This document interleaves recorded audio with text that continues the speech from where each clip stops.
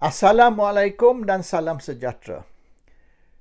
Semalam saya telah dedah yang Perdana Menteri Ismail Sabri Yaakob tidak boleh bubar parlimen dan mengadakan PRU 15 tergempar oleh kerana dana pilihan raya sebanyak 3 bilion belum ada lagi.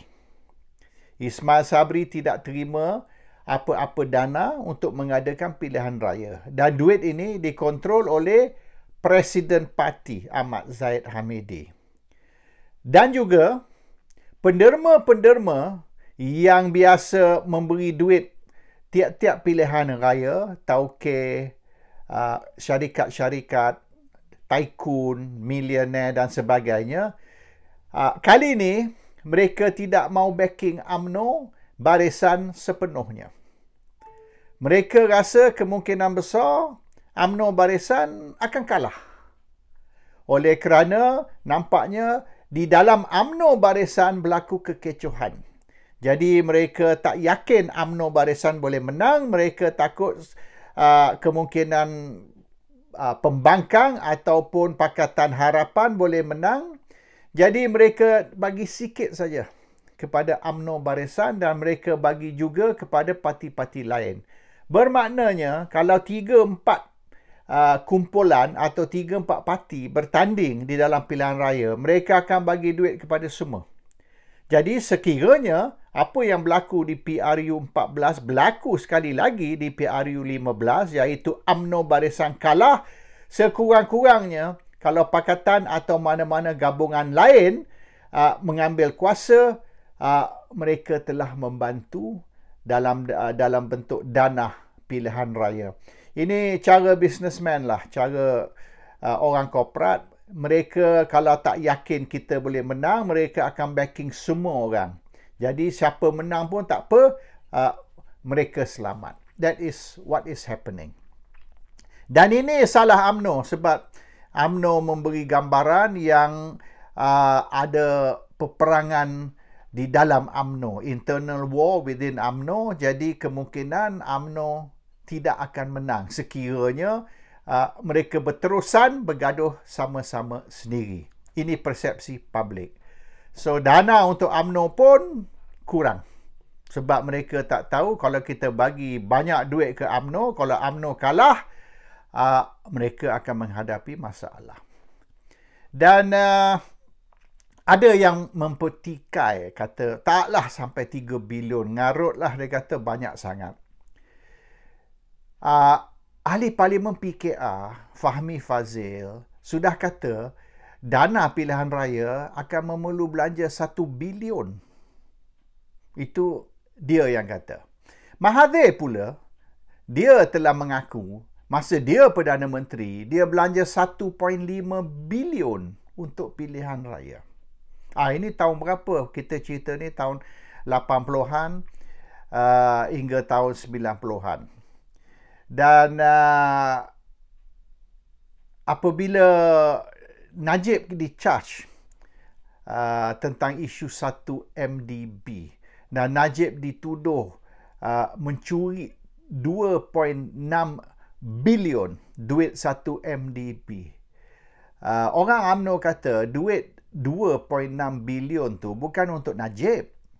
Dan fitnah pakatan mengatakan yang duit tu untuk Rosmah Mansur shopping. Dia kata itu semua fitnah, bohong. Yang sebenar 2.6 bilion tu ialah untuk dana pilihan raya dan juga kegiatan politik. Bukan pilihan raya saja, juga kegiatan politik. 2.6 bilion. Itu duit yang Najib kata dia terima sebagai derma, tapi musuh-musuh dia, Pakatan Harapan, kata duit tu dicuri dari 1 MDB. 2.6 bilion. Jadi sejarah telah menunjukkan yang pilihan raya dan juga kegiatan politik memerlu berbilion-bilion belanja. Bukan sikit duit. Saya tahu pilihan raya yang lepas, beberapa calon ataupun bakal calon, mereka dah belanja 1-2 juta, 1-2 million. Belum lagi confirm mereka akan bertanding. Belum lagi confirm mereka jadi calon. Mereka baru duk lobby nak jadi calon. Dah belanja 1-2 juta. 1-2 million. Ini belum tahu lagi bertanding tak bertanding.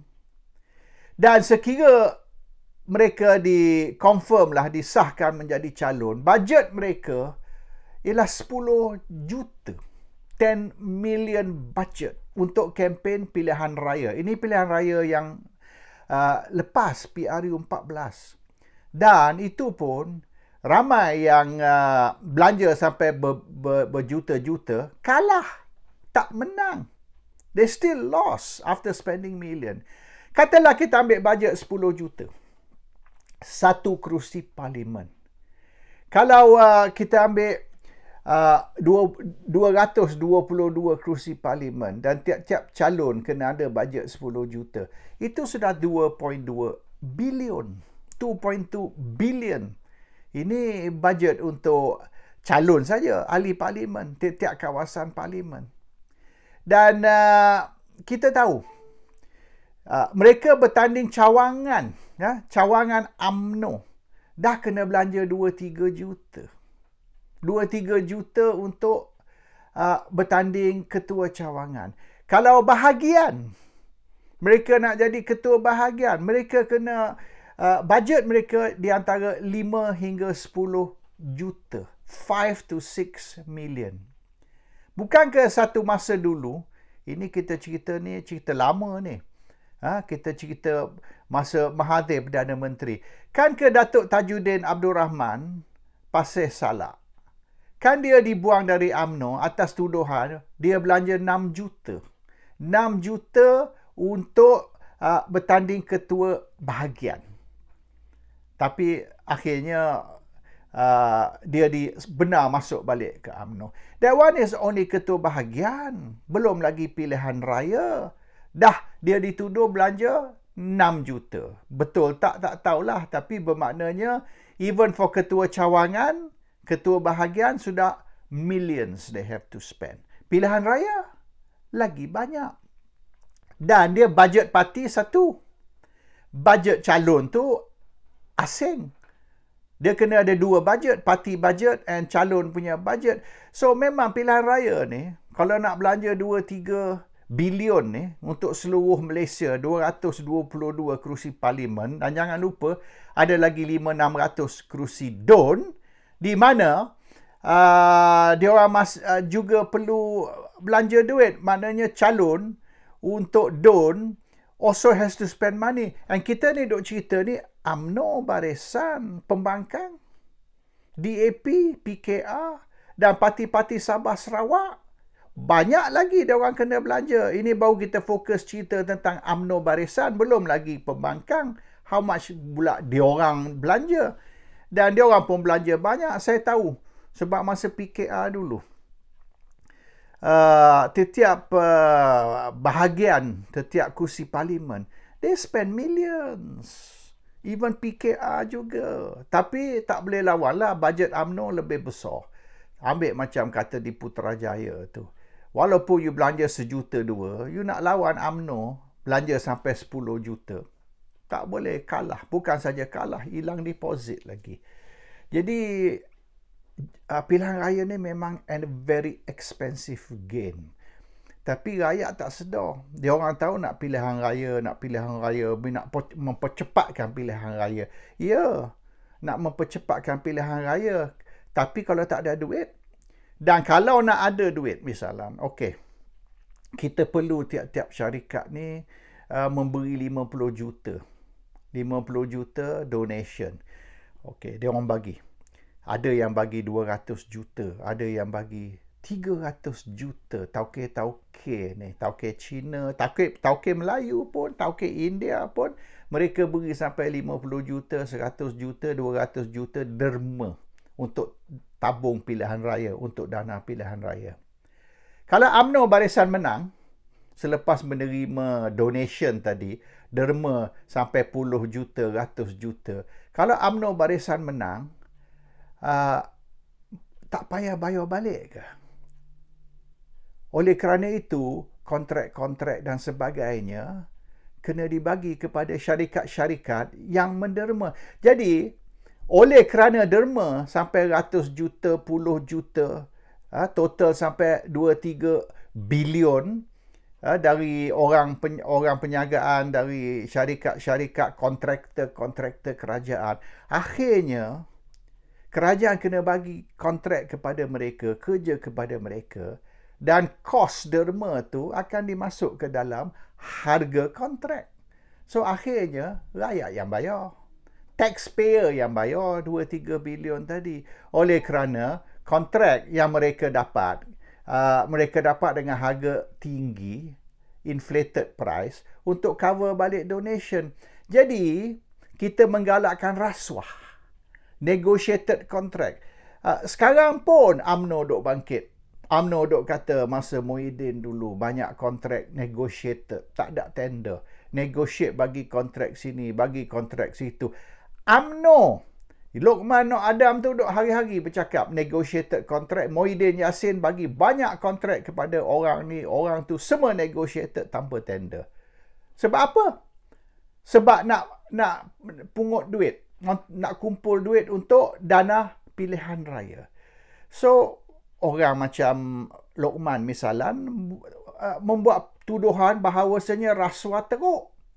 Rasuah melibatkan Perdana Menteri, rasuah melibatkan pemimpin politik ataupun menteri kabinet oleh kerana mereka perlu kumpul dana untuk pilihan raya. Ini mereka sendiri yang tuduh orang seperti misalnya Lokman. Tapi sebaliknya, dia juga yang nak parlimen dibubar dan pilihan raya tergempar diadakan dalam keadaan tak ada duit. Jadi di mana duit tu akan datang? Melalui rasuah lah, melalui negotiated contract lah, melalui syarikat-syarikat, tauke-tauke yang akan memberi derma kepada UMNO dan Barisan Nasional. Dengan satu masa akan datang, selepas UMNO Barisan menang, mereka akan terima kontrak ataupun projek untuk mengganti balik duit yang mereka derma tadi. So, this election ni, actually, lebih cepat kita ada election, lebih banyak kita perlu dana, dan lebih banyak akan berlaku rasuah. So, election and rasuah ni, hand and glove. Bermaknanya, tak boleh adakan pilihan raya tanpa kita adakan rasuah. Rasuah ni boleh dianggap as fuel untuk election. Minyak bagi pilihan raya. Dan jentera UMNO ni semua orang tahu. Orang UMNO semua tahu. Kalau tidak ada dana, tidak ada duit mengalih turun dari atas, jentera tidak akan bekerja. Cawangan, bahagian, mereka akan tutup kedai. Kalau tak ada dana dari atas. And we are talking about cawangan, bahagian dan sebagainya memerlu millions, berjuta. Jadi orang yang kata mustahil, dia orang tak tahu permainan politik di Malaysia ni. Mereka tak faham macam mana kegiatan politik di Malaysia ni memerlu belanja begitu banyak, dan mereka lupa ke yang Najib dituduh mencuri duit 1 MDB. Kononnya duit 1 MDB. Najib kata duit ni derma dari Arab Saudi. Tapi tak kisahlah duit ni derma ke curi ke, tapi jumlah dia 2.6 bilion. 2.6 bilion untuk dana pilihan raya dan juga kegiatan politik. Assalamualaikum. Salam sejahtera.